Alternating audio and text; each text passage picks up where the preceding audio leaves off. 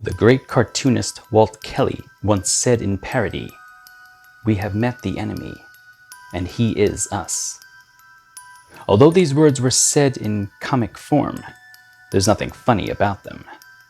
For we need not fear the fallout from giant apes and lizards engaged in fisticuffs, nor need we lose sleep with the thoughts of supernatural ninjas who can control the natural elements. No. For each of us has the power and the propensity to warm those around us with the blanket of humanity or freeze them solid with the cold stare of judgment. Tonight's tale is likely familiar to many of you, not because you've seen it before on television, but because we bear witness to it every day in the media and the social media that we consume. The monsters are due on a maple street near you. The only question is, will you join them? They wait with bated breath for your answer in the Twilight Zone.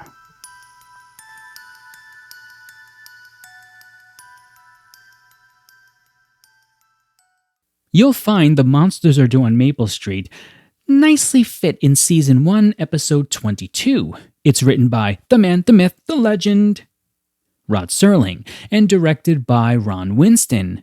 Now, this is often considered a top 10 episode by many of the classic Twilight Zone fans, and with good reason. It's not just that it's incredibly well written and really well acted, but it remains relevant in any time period, really, because it exposes how easily fear can make us lose our humanity and put us into a kind of tailspin, making us enemies of each other. Let's go ahead and start diving into the plot here. Okay, let's set the scene. Music? Picture it. A beautiful sunny day in the lullaby that is Maple Street, USA. People are outside, they're working on their lawns, they're playing together with, children outside, and everyone's having a wonderful time in this suburban wonderland. And then all of a sudden, this object just passes overhead. And this object casts both a shadow and a doubt. What was it?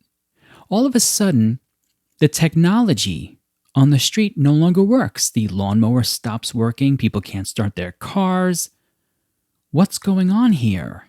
So one of the neighbors, Pete Van Horn, really nicely offers to go walk over to the next street to go see if they're having a similar problem with their technology. So he does that. Meanwhile, a lot of the other neighbors are kind of gathering together like we normally would in these kinds of situations, and we're trying to figure out, what do we do here? And a couple of the neighbors offer to go walk over to the next town over to try to see if they're having similar problems as well. And that's when a young boy named This Is All Your Fault, Tommy is his name. Tommy offers his own take on what's happening here. Young Master Tommy says, "It was them." And when all of the adults say, "Them?" he goes, "Them. The aliens." Thanks, Tommy.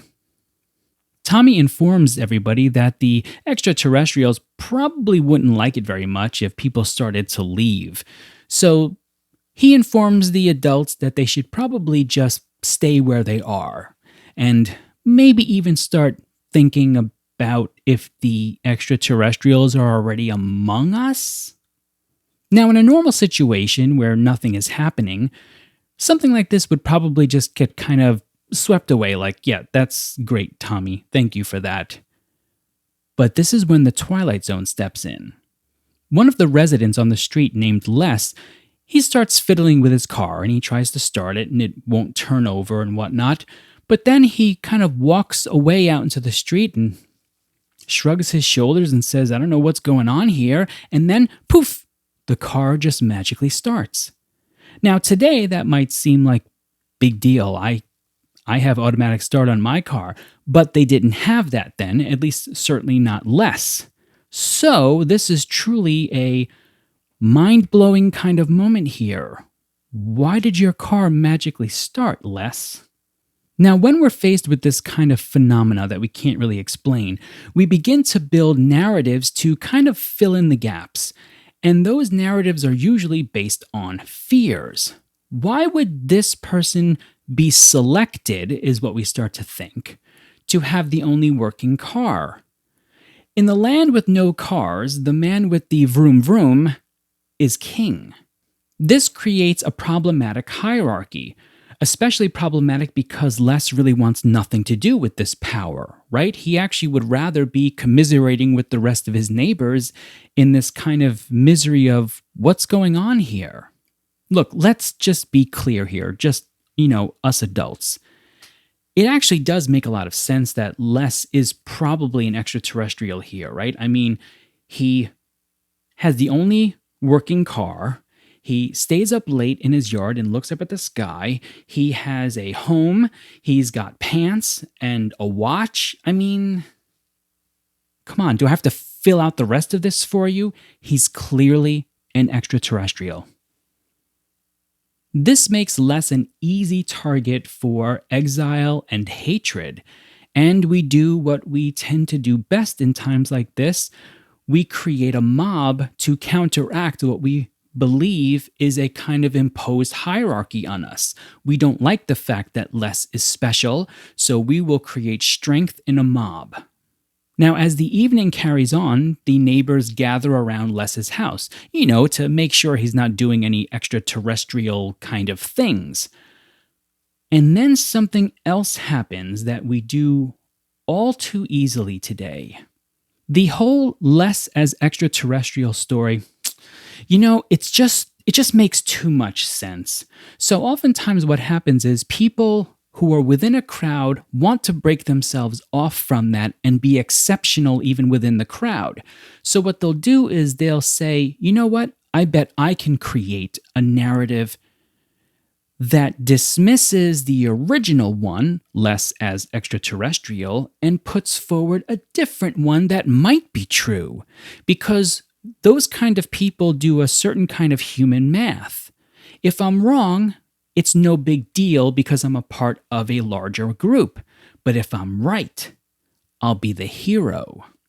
So people start to look at each other a little bit differently and try to figure out, can I construct a narrative that makes you the extraterrestrial? So one person says the extraterrestrial is actually Charlie. The other one says, no, you're crazy. It's actually Steve. And a woman in the back says, no, it's Justin Bieber come back in time from the 2000s to the 1960s to shoot this Twilight Zone episode. He's the extraterrestrial.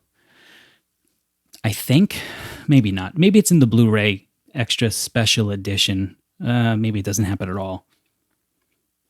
The point is, now we're fracturing even the original narrative, and all because we want to feel exceptional. We want to be the hero who sees the true evil in the world, knows the truth, and we're the only ones who should be followed. And that becomes dangerous as well. Just then, a shadowy figure emerges, walking with intense confidence, with some kind of a weapon at his side. One of the neighbors grabs a rifle, brings it over to the crowd. They argue over whether or not a rifle can even kill an extraterrestrial. And then the bravest neighbor of all, Charlie, says, "Give me that gun.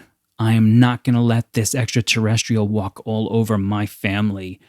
And he shoots and kills it dead, and the entire street of Maple Street is saved. Until they actually walk over to the body.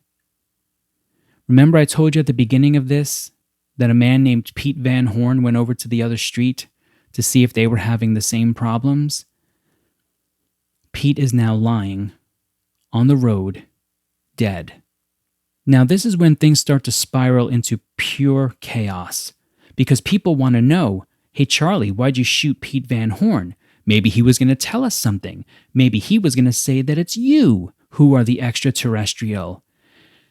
And everybody starts to say who they think that it is.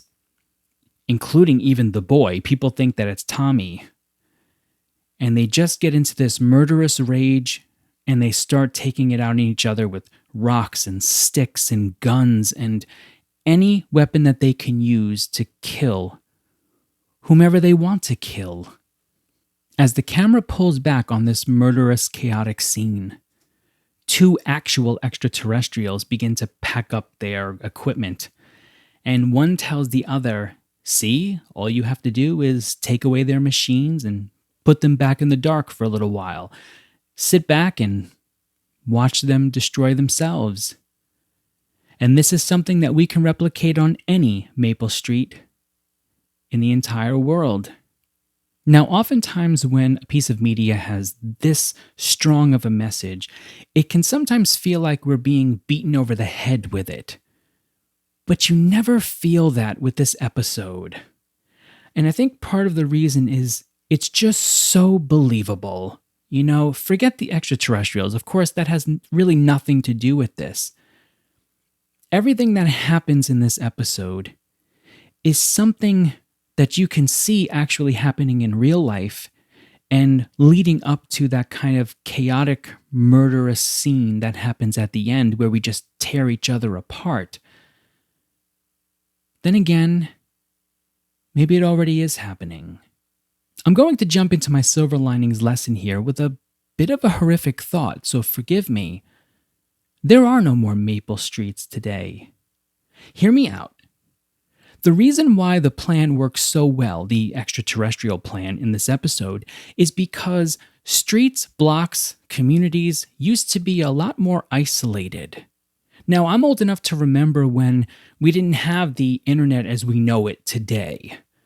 So, unless something was in a newspaper, on the news, or you knew somebody who was just always in the know in general, it wasn't as if you were always aware of what was going on outside of your smallish community. Today, however, we have social media. And because of social media, every country is a potential Maple Street. And all you need are one or two really skillful trolls to infiltrate communities and make us lose sight of the things that are actually important in life. Community, love, hope, and purpose. These trolls today do a wonderful job of making us forget that we are all connected on a species level, and that the majority of people really do want to live a good life and help others, despite what we see or hear on the media or social media. Don't allow yourself to be triggered by the hate and the division. Stop joining the mobs. Resist the urge to be the hero who knows where all the evils are. When we can do this, the extraterrestrials will move on.